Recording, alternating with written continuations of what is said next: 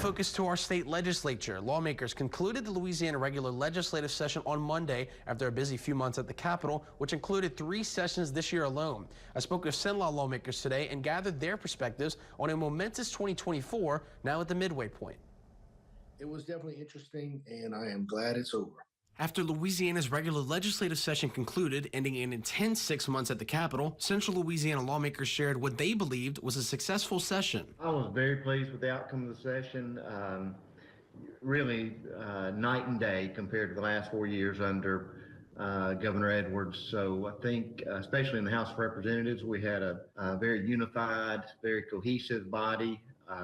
Especially when it comes to the Republican delegation. I really appreciate working with Governor Landry. I think he's doing an outstanding job.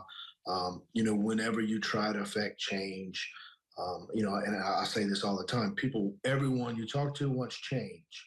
They all want change. Until you present them change, which is usually a big idea, then they get scared and they don't want change anymore.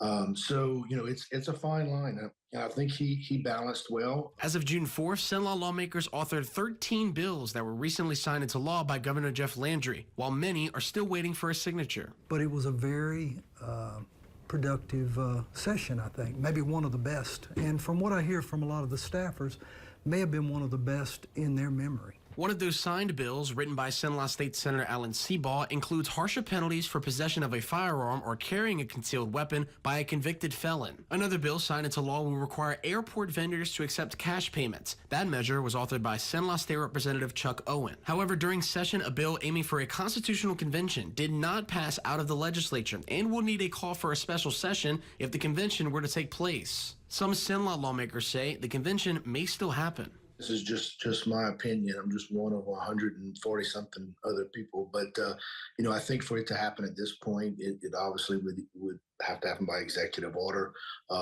which, I would not discount that from the possibility of that happening. I think there's still a really good chance we can have a constitutional convention, or a limited, and convention may not be the right word because we don't want to completely overhaul the Constitution. We were trying to do it with the whole spectrum of things that we're carrying this year in this session.